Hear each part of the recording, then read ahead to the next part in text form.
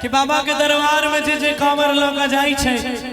और जब वो रास्ता में थाक जाई छे ओई पहाड़ी में ओई धूप में कंकर पाथर में तो बाबा सरजी लगावे छे यो बाबा से आब के न करिया बते बड़ी दूर लागे हम लाचार भ गेलो बाबा से के दरबार अब कोना पहुंचब हमर मदद करू बाबा से गुहार करे छै नचारी गावे छै कोना कहै छै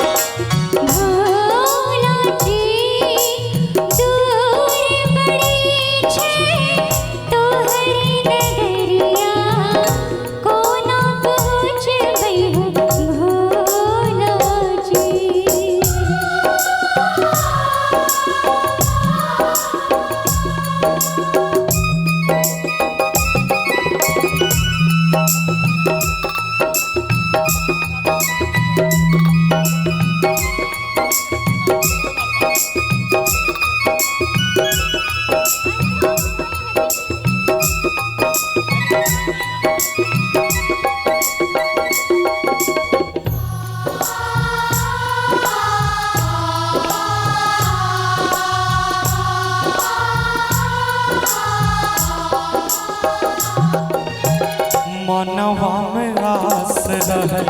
देवघर जइबै भोले बाबा के हम जलवा चढ़ैबै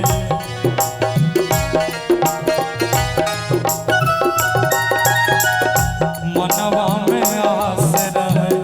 देवघर जइबै भोले बाबा के हम जलवा चढ़ैबै लागै नहीं छै पहुँचबै देवघर नगरिया लागै नहीं छै पहुँचबै देवघर नगरिया मनवा में आस रहतै भोला जी भोला जी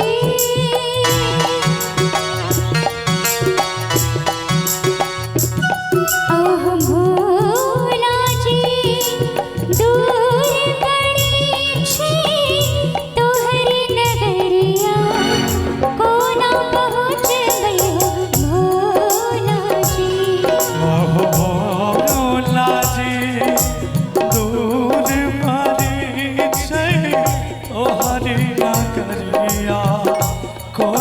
पहुँचबै हो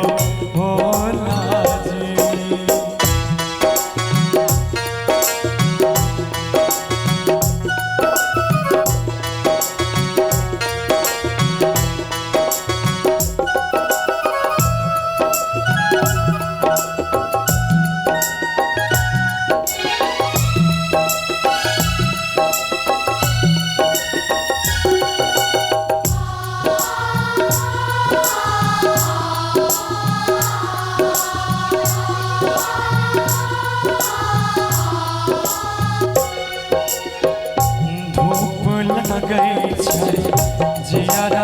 करै छै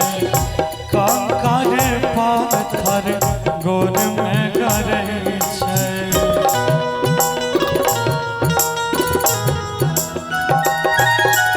धूप लगै छै जियरा जरै छै कंकड़ पाथर गोड़ में गड़ै छै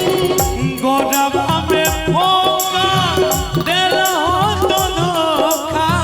गौरवा के भोका देलहो तो धोखा रास्ता चलै के हो मौला रे ओ मौला रे